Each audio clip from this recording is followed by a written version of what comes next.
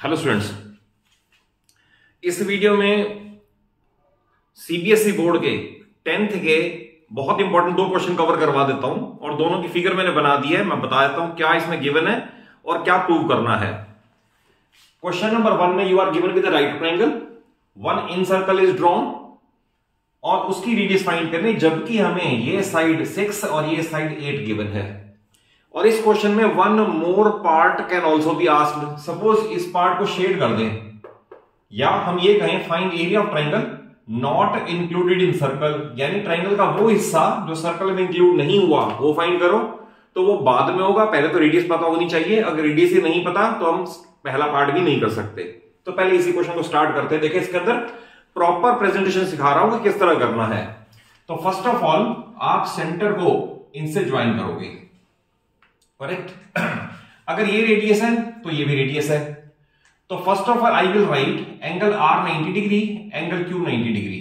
तो I will write angle Q is equal to angle R is equal 90 degree each. सामने की लिखना बहुत जरूरी है। क्यों? Because tangent is perpendicular to radius through point of contact. Because tangent is perpendicular to radius through point of contact. पूरा theorem का result लिखना पड़ेगा। एंड एंगल ए 90 डिग्री, क्योंकि राइट ट्रायंगल गिवन है तो ये गिवन है। तो अगर किसी भी क्वाड्रिलेटरल में 3 एंगल्स 90 डिग्री ईच हो गए तो फोर्थ एंगल बच के कहीं नहीं जा सकता। तो it implies that angle R O Q also 90 degree. तो यहां तक प्रूव होने के बाद क्या प्रूव हुआ?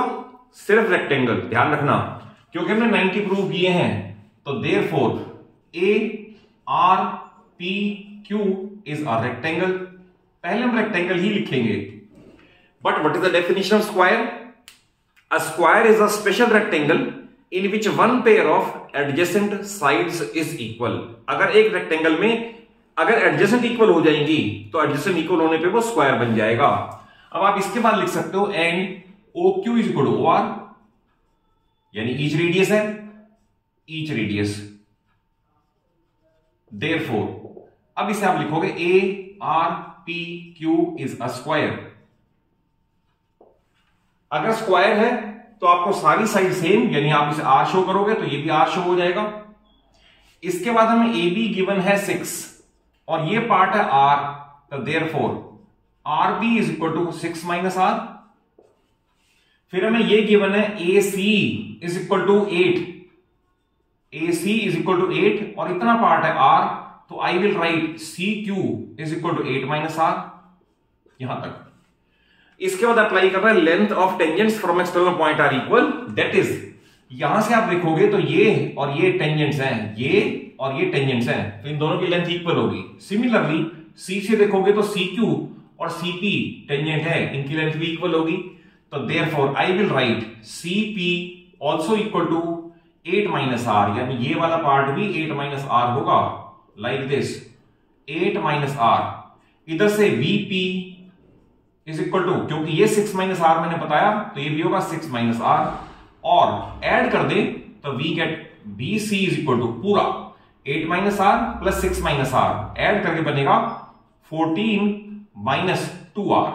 8 प्लस 6 14 और माइनस 2 आर। तो हमें इसकी लेंथ पता चल गई विद रिस्पेक्ट टू आर। और पाइथागोरस थ्योरम अप्लाई करो तो 6 8 10 का ट्रिपलेट होता है। वैसे तो याद होना चाहिए 6 8 10 का पाइथा ट्रिपलेट होता है, यानी अगर साइड 6 और 8 है तो ये थर्ड 10 आएगी।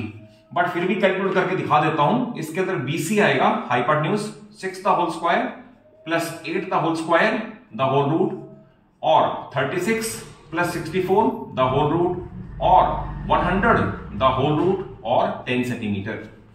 तो हमने बीसी दो तरीके से कैलकुलेट की, एक बाय पाइथागोरस थ्योरम और एक बाय टेंजेंट की थ्योरम।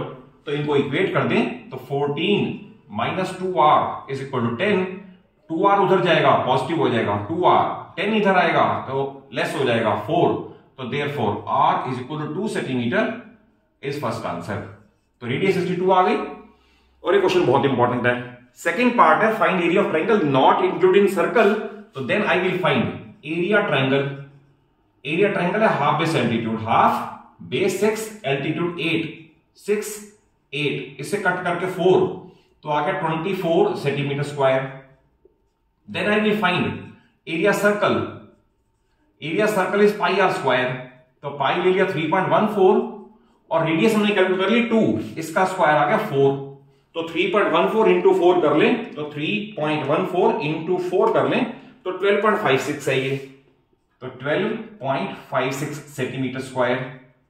और लास्ट पे जो पार्ट पूछा हुआ है एरिया ऑफ शेडेड पार्ट, अगर कहते तो ये शेड करके भी दिखा सकते हैं एरिया ऑफ शेडेड पार्ट, तो लास्ट पे लिखा जाएगा area of shaded part is equal to area triangle minus area circle. Triangle है 24, सर्कल है 12.56, तो आप इसे लेस कर दो 24 माइनस 12.56, तो इसका आंसर आएगा 11.44 centimeter square is the final answer, and this question is one of the most important question which can be asked in the board exam. Second question आपको दे रखी है ट्रेपीजियम, इसकी नेमिंग कर लें। सपोज ABCD आपको एक trapezium दे रखी है, ये पैरेलल है इसके और ये नॉन पैरेलल है, फिर यहां से एक सेक्टर ड्रॉ कर दिया है और इतने पार्ट को शेड कर दिया है। तो क्वेश्चन है what is the area of shaded part. अब इसके अंदर आप विजुअलाइज करें तो शेडेड पार्ट कैसे आएगा, area of trapezium minus area of quadrant यानी सेक्टर। तो ट्रेपीजियम का फार्मूला पहले मैं लिख दूं, area of trapezium is equal to half into perpendicular distance into sum of parallel sides. तो सबसे पहले तो फार्मूला ठीक से याद होना चाहिए। वैसे सरफेस एरिया वॉल्यूम की अगर आप मेरी वीडियोस देखोगे तो उसमें एक वीडियो मैंने एक्सक्लूसिवली इसी पे बना के दी है कि आपको सारे फार्मूले किस तरह से बने हुए हैं, कैसे याद रखे जा सकते हैं पूरे सरफेस एरिया वॉल्यूम के। तो फार्मूले आप उस वीडियो को जरूर वॉच कर लें, उससे सारे आपको फार्मूले याद करने आसान हो जाएंगे। तो इस केस में हाफ इंटू परपेंडिकुलर डिस्टेंस, ध्यान रखना ये क्योंकि ये परपेंडिकुलर है तो perpendicular distance 3.5 which can also be written 7/2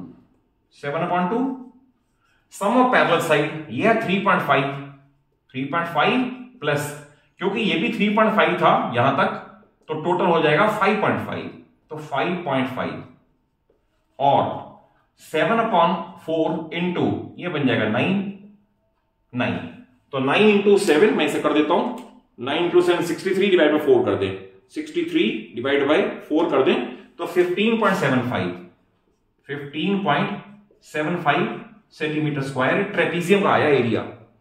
उसके बाद करना है एरिया ऑफ क्वाड्रेंट या एरिया ऑफ सेक्टर। क्वाड्रेंट आपको मैंने पहले ही बता दिया, quadrant is called 1/4 of the circle, तो 1/4 ऑफ पाई आर स्क्वायर आप डायरेक्ट भी कर सकते हो।